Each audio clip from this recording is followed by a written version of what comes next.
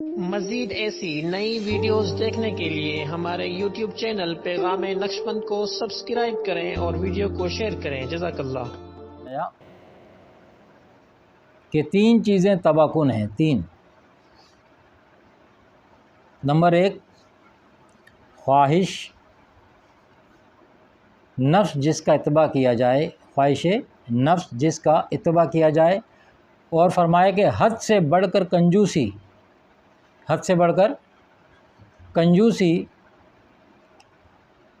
جس کے حکم پر چلا جائے، اور خود پرستی جو سب سے زیادہ بری ہے۔ 3 چیزیں آقا علیہ السلام نے فرمائیں، خواہشات نفس کی اتباع، حد سے بڑھ کر کنجوسی، یعنی اللہ نے مال دیا ہے پھر بھی جس کے حکم پر چلا جائے، اور خود پرستی جو سب سے زیادہ بری ہے۔ حضرت مجد ثانی جو ہمارے شیخ ہیں، آپ فرماتے ہیں رحمۃ اللہ علیہ کہ آپ اپنے شیخ سے متعارف فرماتے ہیں کہ ہمارے شیخ اجل حضرت شیخ بہاؤالدین نقشبندی بخاری رحمۃ اللہ علیہ فرمایا کرتے تھے کہ اللہ تعالیٰ تک پہنچنے کا سب سے قریب کا راستہ نفس کی مخالفت ہے۔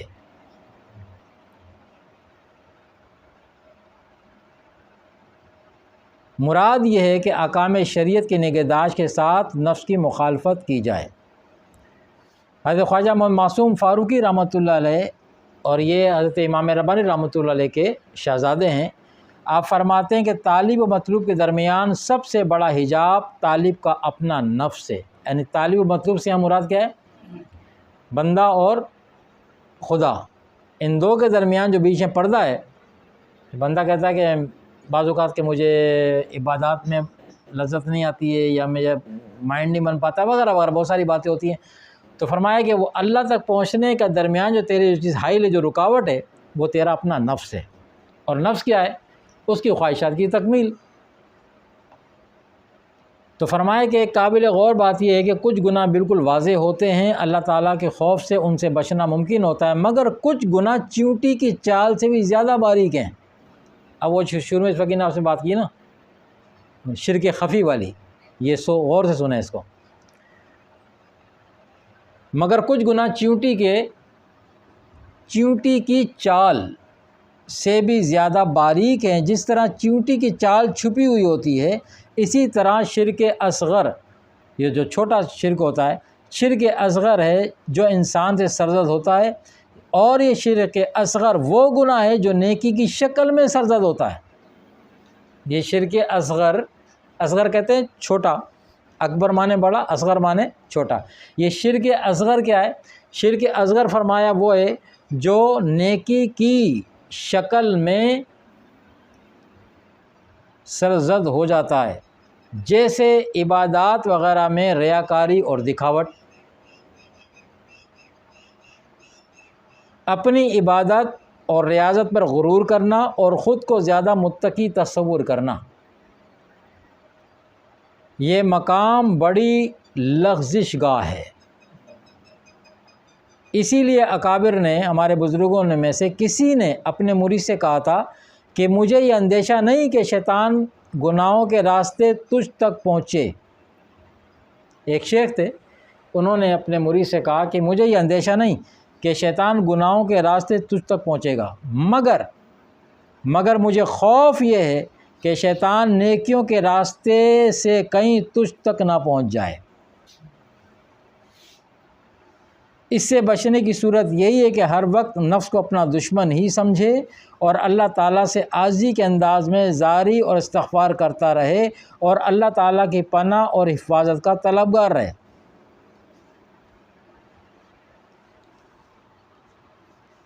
نیکی کی صورت میں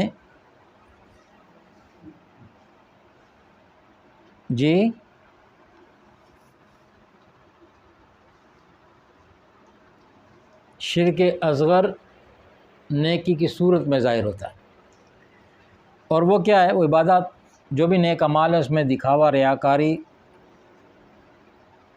اس طرح سمجھ لیں۔ مثال کے طور پہ یہ فقیر اپنے پر ڈال کے آپ سے بات کرتا ہوں، اگر یہ فقیر یہاں اس مقام پہ جو آپ سے شاید 2 انچ اوپر ہی جگہ ہوگی، یہاں بیٹھ کر، ٹھیک ہے، اپنی مسند پر بیٹھ کر اور یہ درس والا کام کر کے یہاں بیٹھ کے اور درس دینا، اور اپنے سامنے والوں کو جو سننے والے ہیں ان کو اپنے سے کم تر سمجھے کہ میں تو بیان کرنے والا ہوں، میں تو درس دینے والا ہوں، اور میرے سامنے والے یہ تو محض سننے والے ہیں، ان کا علمی لیول مجھ تک کہاں پہنچے گا؟ یہ میرے لیول کے تو لوگ نہیں ہیں۔ اب یہ میں نے کہ بندہ زبان سے نہیں کہہ رہا ہوگا، لیکن اندر اس کی سوچیں پختہ ہوں گی کہ سامنے والے کو وہ اندر ہی اندر ڈیگریڈ کر رہا ہے۔ اب اندر کا معاملہ سامنے والے کو پتہ نہیں ہے، مگر وہ تو جانتا ہے، تو جانتا ہے کہ پڑھ تو قرآن رہا ہے، پڑھ حدیث رہا ہے، اکابر کی باتیں بتا رہا ہے، لیکن کس حلیے میں اور کس حیثیت میں کہ اس مقام پر بیٹھ کر، مقام شیخیت پر بیٹھ کر اپنے آپ کو میرے سامنے اس کے سامنے میرے بندے بیٹھے ان سے ہی اپنے آپ کو افضل سمجھ رہا ہے۔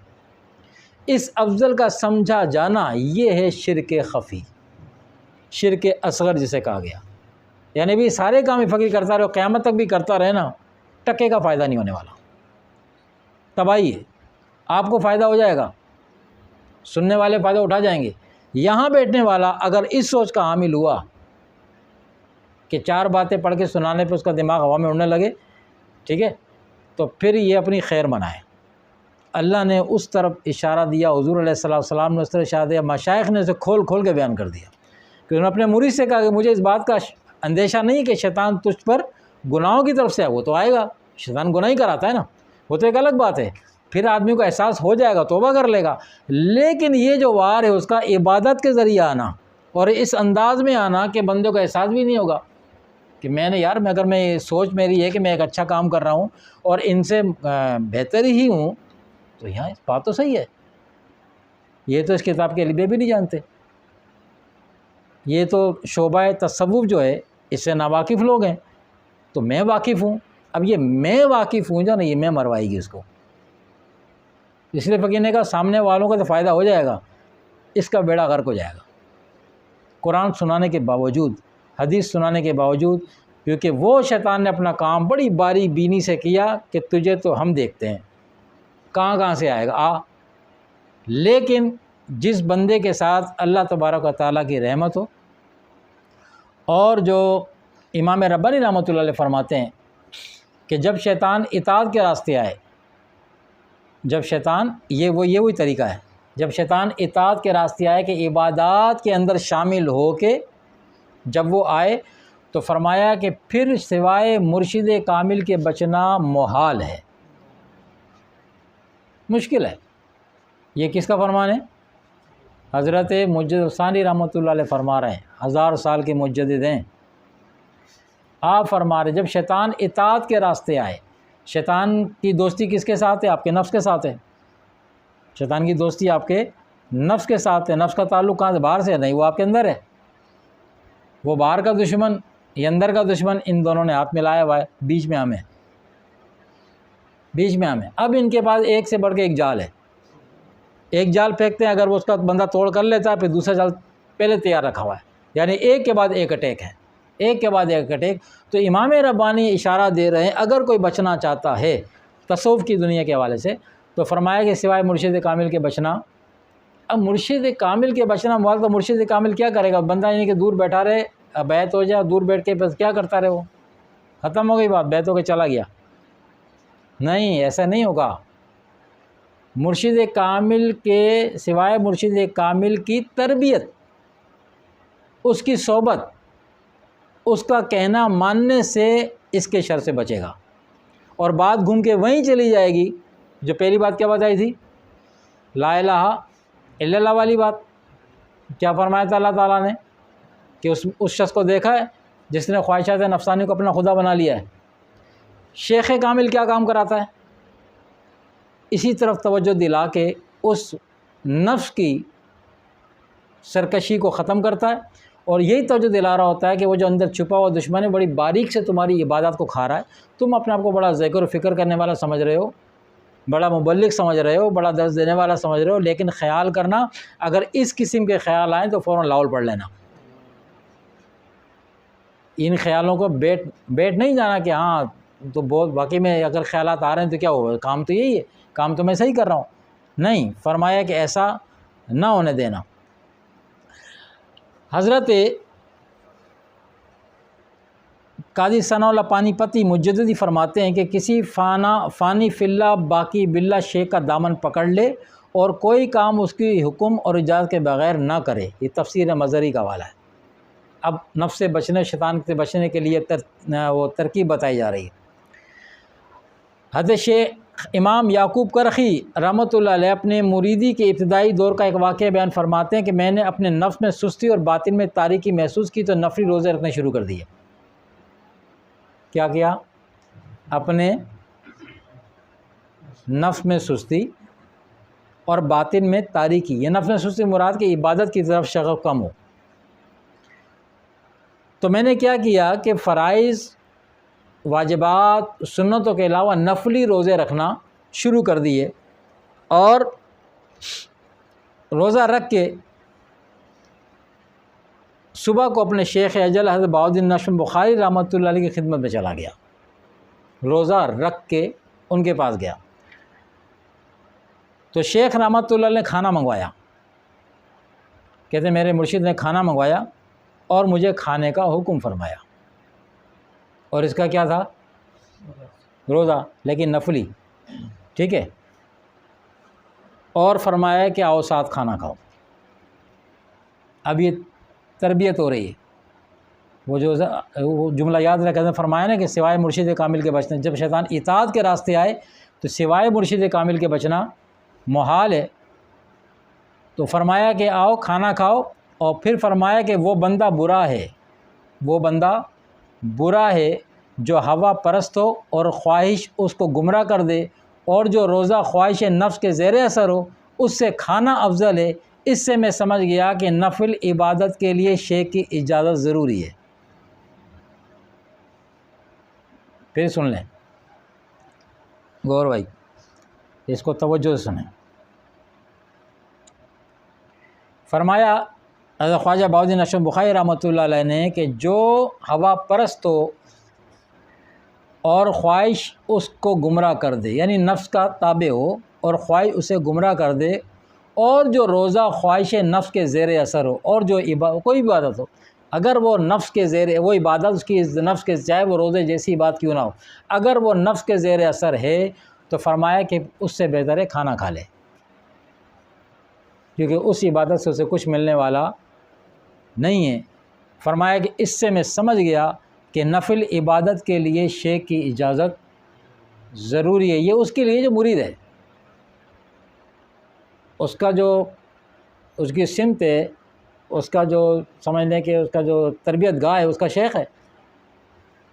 آگے حضرت مجدد حسین رحمۃ اللہ علیہ فرماتے ہیں کہ بندہ جب تک خواہش نفس میں لگا رہتا ہے اس وقت وہ بندہ نفس اور مطیع شیطان ہوتا ہے. یہ نعمت عظمیٰ یعنی بالکل خواہش نفس سے پاک ہو جانا خالص ولایت کے حاصل کرنے سے وابستہ ہے اور کامل ترین فنا و بقا پر موقوف ہے. ہر شخص کو یہ مرتبہ حاصل نہیں ہو سکتا. میں کہتا ہوں کہ اس مرتبے پر پہنچ کر صوفی تقدیر الہی کو پسند کرتا ہے، خواہ اس کی طبیعت کے خلاف ہی ہو. کسی آئے ہوئے دکھ کو دور کرنے کے لیے دعا وہ صرف اس لیے کرتا ہے کہ دعا کرنے کا اللہ نے حکم دیا ہے. ورنہ کیا ہے کہ وہ کہتا ہے کہ اللہ کی طرف سے اب اس کا حال ہی ہو جاتا ہے جب نفس کے معاملات ختم ہو جاتے ہیں، خواہشات نفس ختم ہو گئی، اور جب اللہ کی خواہش کے تابع ہو گیا تو اب وہ کہتا ہے کہ اللہ تعالیٰ کی طرف سے غم آئے یا خوشی آئے میں دونوں پہ راضی ہوں. لیکن غم ملنے پہ، غم سے مراد کوئی بیماری آ گئی اور بیماری کو دور کرنے کے لیے دعا کرنا، تو دعا وہ اس لیے کرتا ہے کہ اللہ نے حکم دیا کہ مجھ سے دعا کرو. اگر اللہ نے حکم نہ دیا ہوتا تو وہ اس کو دور کرنے کے لیے اللہ سے دعا بھی نہیں کرتا، کیونکہ یہ اللہ کی مرضی ہے، بیماری اللہ کی طرف سے آئی ہے. تو یا اللہ تیری طرف سے جو بیماری آئی ہے میں اس پہ راضی ہوں، میں دعا بھی نہیں کرتا. لیکن چونکہ تو نے حکم دے دیا ہے دعا کرنے کے لیے اور علاج کرنے کے لیے، علاج کرنا سنت ہے، تو دعا کرنا بھی اور علاج کرنا بھی، اس لیے وہ اس پہ عمل کرتا ہے، ورنہ اس کو حاجت اس کی رہتی نہیں ہے. فرمایا کسی آئے ہوئے دکھ کو دور کرنے کے لیے دعا وہ صرف اس لیے کرتا ہے کہ دعا کرنے کا اللہ نے حکم دیا ہے، اور وہ طلب و عافیت پر وہ معمور ہے، اور وہ دعا اس لیے نہیں کرتا کہ تکلیف سے تنگ آ گیا ہے. اس مرتبے پہنچ کر وہ ویسا ہی اللہ تعالیٰ کا بندہ اپنے اختیار سے ہو جاتا ہے جس طرح وہ تکوینی اور اضطراری طور پر اللہ تعالیٰ کا بندہ ہوتا ہے۔ اس وقت شیطان کو اس کے پاس پہنچنے کا راستہ نہیں ملتا۔ اس مقام پہ پہنچ کے جب بندے کا حال یہ ہو جائے نا کہ اللہ تعالیٰ کی طرف سے غم آئے یا خوشی، وہ دونوں صورتوں میں کہتا ہے کہ انا للہ و انا الیہ راجعون۔ صبر کا صیغہ ہے۔ جب کوئی مصیبت کے ہم پڑھتے ہیں نا، مصیبت جب آتی ہے، ہمارے تو معروف ہے کہ ہم انا للہ کب پڑھتے ہیں؟ جب کوئی مر جائے، کوئی انتقال کر جائے، یہ ہم نے مخصوص کر دیا، حالانکہ مخصوص نہیں ہے۔ یہ ہر قسم کے نقصان کے اوپر، ہر قسم کے نقصان کے اوپر، چاہے وہ نقصان آپ کو دیکھنے کو نقصان بھی نہ ہو۔ مثال کے طور پہ آپ بیٹھے تھے، لائٹ چلی گئی، اب اس کا جو جانا ہے وہ تھوڑی دیر نقصان تو ہے نا، کہ آپ کو کوئی کام رکے گا، آپ کو گرمی لگے گی، اس کے جانے سے آپ کو کچھ ہلکا سا نقصان بھی ہو رہا ہے، تو لائٹ جانے کے اوپر بھی آپ انا للہ پڑھیں، اور جب آئے تو شکر ہے الحمدللہ لائٹ آ گئی، ٹھیک ہے۔ تو اس طریقے سے انا للہ و انا الیہ راجعون، خدا نہ خواستہ کسی کی چوری ہو جائے تو نقصان ہو گیا مال کا، انا للہ و انا الیہ راجعون۔ حضرت ایوب علیہ السلام کے پاس جب آپ امتحان میں آزمائش میں ڈالے گئے نا، تو آپ پہ اطلاع پہنچی کہ حضرت آپ کے جو کھیت تھے نا سب میں آگ لگ گئی۔ آپ نے فرمایا کہ انا للہ و انا الیہ راجعون، بجائے اس کے کہ ہائے کیا ہو گیا، وہ ہو گیا، وہ آپ کی فوری طور پہ جو نکلا وہ یہ نکلا، انا للہ و انا الیہ راجعون۔ اب جو کرنا ہے وہ کریں گے، پر پہلا جملہ تو یہ ہے ہم اس کی رضا میں راضی ہیں۔ مال اس کا تھا، مال اس کا تھا، ہمارا تو تھا نہیں، اس نے لے لیا، دکھ ہے، تکلیف ہے، انا للہ پڑھیں گے۔ پھر دوسری اطلاع آئی، حضرت آپ کے وہ جانور تھے وہ سارے کے سارے یک دم مر گئے۔ آپ نے فرمایا انا للہ و انا الیہ راجعون۔ یہ اتنا بڑا دل کہاں سے آئے گا؟ انبیاء علیہ السلام کے ذریعے اللہ امتوں کو سکھاتا ہے۔ ہمارے پاس نبی والا دل تو نہیں ہے، مگر تعلیم تو انبیاء کرام سے لینی ہے نا، تعلیم تو وہیں سے لینی ہے ہم نے۔ ہم جو بے ساختہ ہا ہو کرنے پہ لگ جاتے ہیں اور وہ طریقہ بھول جاتے ہیں جس سے اس مصیبت پہ صبر کرنے سے اللہ نے ہمیں اجر دینا ہوتا ہے۔ وہ ہا ہو کرنے سے اجر، نقصان جو ہونا تھا وہ تو ہو گیا، وہ خواہ مخواہ کی ہا ہو کرنے سے وہ اجر بھی چلا جاتا ہے۔ زبان سے الٹی سیدھی باتیں کرنے سے وہ اجر بھی ضائع ہو جاتا ہے، صبر کرنے پہ اجر ملتا ہے۔ پھر اطلاع آئی کہ حضرت آپ کے جو اولاد تھی نا، آپ کے بیٹے وہ مر گئے، ابھی آزمائی چل رہی تھی اللہ تعالیٰ سے۔ آپ نے فرمایا انا للہ و انا الیہ راجعون۔ ہم جو کر رہے ہوتے ہیں، ہماری انا للہ صرف ایک موت کے لیے ہوتی ہے، مرنے والے کے لیے ہوتی ہے، لیکن انبیاء علیہ السلام کا عمل بتا رہا ہے، اور ہمارے نبی علیہ السلام نے ہمیں یہ تعلیم دی ہے کہ جب بھی کوئی خدا نہ خواستہ کسی بھی قسم کا چھوٹا بڑا کوئی نقصان ہو، تو کان میں جب آواز پڑے کہ آپ کا یہ نقصان ہو گیا یا پتہ چلے، تو ہماری زبان پہ جو پہلا کلمہ آنا چاہیے وہ انا للہ و انا الیہ راجعون۔ اس کے بعد جو آپ نے ہاتھ پاؤں مارنے ہیں، اپنا نقصان پورا وہ آپ شرعی طریقے سے اس کو بلی کام میں لائیں۔ تو فرمایا کہ اس مقام پر جب بندہ پہنچ جاتا ہے راضی برضا رہنے والے معاملے میں، تو پھر شیطان کا اس کی طرف آنے والے راستے پھر بند ہوتے ہیں۔ اور یہ باتیں یہ ہم نے کہاں سے سنی؟ قرآن کی آیت پڑھی، آقا علیہ السلام کی حدیث آپ نے سنی، اور اس کے کھول کے بیان کرنے والے اولیاء کرام، یعنی اپنے اوپر اپلائی کیا، اپنے معتقدین پہ، اپنے مریدین پہ اس کو اپلائی کیا، اور کھول کے بتا دیا۔ تو ایسا کرنے سے ایسا ہوتا ہے کہ ایک مرید آیا، اس نے روزہ رکھا، ٹھیک ہے، اور روزہ اس نے رکھا اپنے شیخ کی نفلی روزہ رکھا اپنی مرضی سے کہ میں روزہ رکھ کے اس کیفیت کو ختم کر دوں گا، لیکن شیخ اس کے قریب تھا، وہ شیخ کی صحبت میں بعد میں آیا، روزہ پہلے رکھ لیا، تو نفس نے اس کو دھوکے میں ڈال دیا تھا کہ روزہ رکھنے سے ہی ہو جائے گا کام۔ تو عبادت تو پہلے بھی کر رہا تھا، وہ عبادت تو پہلے بھی کر رہا تھا، اصل میں جو کمی آ رہی تھی وہ شیخ کی صحبت کی آ رہی تھی۔ اسی لیے حضرت نے فرمایا کہ جب شیطان اطاعت کے راستے آئے، نفس و شیطان جب اطاعت کے راستے آئے تو سوائے مرشد کامل کے بچنا یہ محال ہے۔ آخری بات اور سن لیں، اسی حوالے سے جوائنٹ ہے صحبت شیخ کے حوالے سے۔ ایک صاحب تھے، مرید تھے اور بڑے روحانیت میں اعلیٰ مقام بھی انہوں نے حاصل کیے۔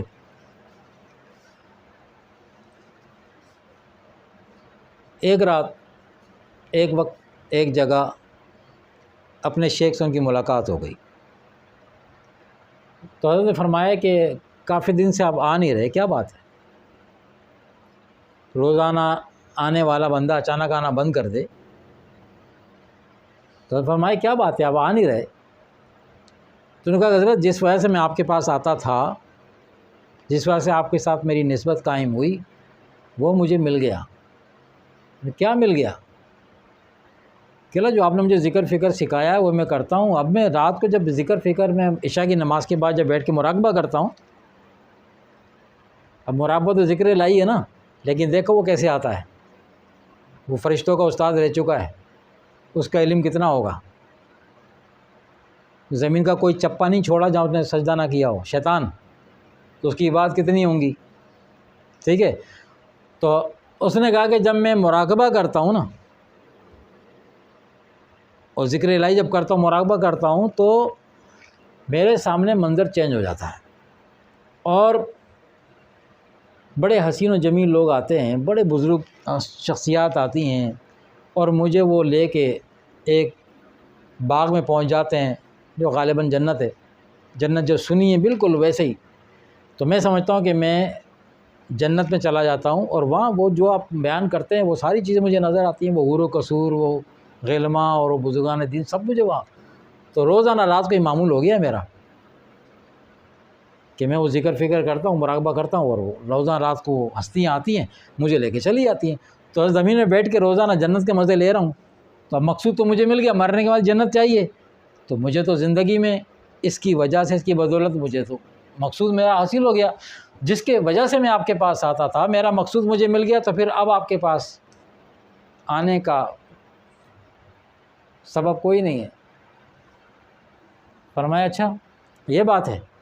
فرمایا بیٹا آج رات جب مراقبہ کرو نا، اور جب وہ تمہیں وہ لوگ، وہ بزرگان دین، بزرگ ہستیاں تمہیں لے کے جنت میں جائیں، اور جب محفل خوب اپنے رنگ اور اوپر ہو، تو صرف ایک دفعہ ہماری بات مان کر ایک دفعہ لاہور پڑھ لینا۔ اس نے کہا ٹھیک ہے، چلا گیا۔ رات کو جب مراقبہ کیا، وہی معاملات ہوئے، پہنچ گئے اپنی خام خیالی والی جنت میں، تو حضرت کی بات یاد آ گئی، اللہ نے اس کو یاد دلا دی۔ تو اس نے کہا، حضرت صاحب نے فرمایا تھا کہ ایک دفعہ لاہور پڑھنا۔ تو اس نے کہا کہ میں نے جب پڑھا نا کہ لا حول ولا قوۃ الا باللہ العلی العظیم، وہ تو جو جنت کا منظر تھا، وہ جو خوبصورت بڑے بزرگ نظر آ رہے تھے، حور و قصور نظر آ رہے تھے، وہ سارے دھواں بن کے اڑ گئے۔ اور جب میری آنکھ کھلی تو میں نے اپنے آپ کو کچرے کے ڈھیر پہ پڑا ہوا پایا۔ میں وہیں سے دوڑ لگائی سیدھا اپنے شیخ کے قدموں میں، حضرت مجھ سے غلطی ہو گئی، مجھے معاف کریں۔ اب اس کا دیکھو، جو اس کے اندر چھپی بات ہے وہ کیا ہے۔ نمازیں وہ پڑھتے تھے، قرآن کی تلاوت کرتے تھے، ذکر فکر کرتے تھے، ٹھیک۔ شیطان نے کہا کہ میں عابد کو اس کی عبادت سے نہیں روکوں گا، اور عالم کو اس کے علم سے نہیں روکوں گا۔ پہلے روکے گا علم حاصل کرنے سے، نہیں رک رہا بندہ، چل پڑا ہے تو ٹھیک ہے، پھر میں تیرے ساتھ چلوں گا، علم کے اندر سے آؤں گا۔ عابد کو عبادت کرنے سے روکے گا، نماز پڑھنے سستی دلائے گا، نہیں پڑھو نہیں پڑھو نہیں پڑھو، کل پڑھے نا، ہفتے جمعے شروع کر، وغیرہ وغیرہ۔ بندہ پھسل گیا تو ٹھیک ہے، اور اگر بندہ استقامت دکھائی اور چل پڑا تو پھر یہ کہتا ہے پھر میں رکوں گا نہیں، میں تیرے ساتھ چلوں گا، اب تیری عبادت کے اندر آؤں گا۔ تو وہ نماز پڑھنے والے، ذکر فکر کرنے والے، روحانیت مقام رکھنے والے، وہ صاحب، ان کے ساتھ اس نے کیا گیم کیا، کیا گیم کیا کہ وہ ذہن بنا ہوا تھا نا انسان کا، چاہے کہ میں ذکر فکر کروں گا تو مراقبہ کروں گا یا حالت خواب میں تو مجھے نورانی اور روحانی چیزیں نظر آئیں گی، یہ پہلے ذہن میں فٹنگ ہو گئی، فطری طور پہ ہوتا ہے انسان کے کہ جب میں قرآن پڑھ رہا ہوں، قرآن پڑھتے پڑھتے اگر سو جاؤں گا تو انشاءاللہ نورانی چیز نظر آئے گی، روحانی نظر، لیکن شیطان وہاں آئے گا۔ اب وہ جو باریک فرق ہے روحانیت کا اور شیطانیت کا، وہ فرق بتانے والا وہ اس کا شیخ ہے، یہ اس میں تمیز نہیں کر پائے گا۔ تو اس نے کہا، شیطان نے اس کا کیا گیم کیا کہ اس کو وہ اٹیک کر کے، جو ذہن میں پہلے فیڈ ہو چکا تھا کہ اب تو جو بزرگان دین کا پڑھتے چلے آئے، سنتے چلے آئے کہ مراقبے میں ان کو یہ مناظر نظر آتے ہیں یا خواب میں ان کے اس طرح تجلیات کے معاملات ہوتے ہیں، تو میں بھی تو یہی کام کر رہا ہوں۔ تو یہ انوار التجلیات پھر بالکل جیسے میرے بزرگوں کو نظر آتے تھے، میں نے سنا میرے شیخ بیان کرتے ہیں، ایسی مجھے بھی نظر آنا شروع ہو گئے۔ اب وہ حقیقت میں تجلیات وہ روحانی نہیں، وہ شیطانی تھی۔ شیطان نے اپنا تصرف کیا، اس کو دکھایا، دکھانے کے بعد دوسرا کام جو اس سے بڑا جو اس نے اٹیک کیا نا، وہ کیا کیا، اس کے ذہن میں بات بٹھائی کہ جو تمہارا مقصود تھا شیخ کے پاس جانے والا، وہ تو تجھے حاصل ہو گیا، اب شیخ کے پاس جانے کی ضرورت تجھے ہے نہیں، اب مجھے اپنے مرشد کے پاس جانے کی حاجت نہیں ہے، تو بس ٹھیک ہے۔ تو اس نے وہاں سے کٹ اپ کرا دیا، صحبت شیخ سے دور ہو گیا۔ اب جب وہاں سے دور ہوا تو چل پڑا شیطان کے راستے پہ۔ شیخ راستے میں مل گئے، اس کو راستے میں ملاقات ہو گئی، اور شیخ نے اپنا پھر کام دکھایا اس کا حال سن کے، اور کہا کہ بس صرف لاول پڑھنا، بس کوئی لمبی چوڑی بات نہیں بتائی اس کو، صرف لاول پڑھنا بس۔ یار یہ لاول اس کو کوئی نہیں یاد آیا؟ نمازیں پڑھنے والا بندہ ہے، ذکر فکر کرنے والا ہے، لاہور اسے کیوں نہیں یاد آیا کہ وہ بھی تو پڑھ کے دیکھ سکتا، ہو سکتا میں شیطان بیکار ہو، میں لاہور پڑھ لوں؟ کیوں یاد نہیں آیا پتہ ہے؟ اسے کیوں نہیں یاد آیا؟ شیطان نے اس کو ایک کلمہ ہی بلا دیا، وہاں سے روکا، سب سے پہلے وہاں سے کٹ اپ کرو، یہ وہاں جائے گا تو بچ جائے گا، پھر میرے سارے حربے ناکام ہو جائیں گے، اس لیے جو اس کو راستہ دیکھانے والا ہے، سجانے والا ہے، منزل بتانے والا ہے، میرے جو وسوسے ہیں، میرے جو اٹیکس ہیں، اس کو سمجھانے والا وہ ہے، اس کو وہاں جانے سے روکو، پھر یہ فٹ بال بنا کے اس کو کھیلو۔ تو شیطان یہ کرتا ہے، اسی لیے امام ربانی رحمۃ اللہ علیہ فرماتے ہیں کہ جب شیطان اطاعت کے راستے آئے تو سوائے شیخ کامل کے بچنا محال ہے۔ اللہ تبارک و تعالیٰ سے دعا ہے، اللہ تبارک و تعالیٰ ہم سب کو صحیح معنی میں دین اسلام کو سمجھ کر اس پر عمل کرنے کی توفیق اور ہمت عطا فرمائے۔ وما علینا الا البلاغ۔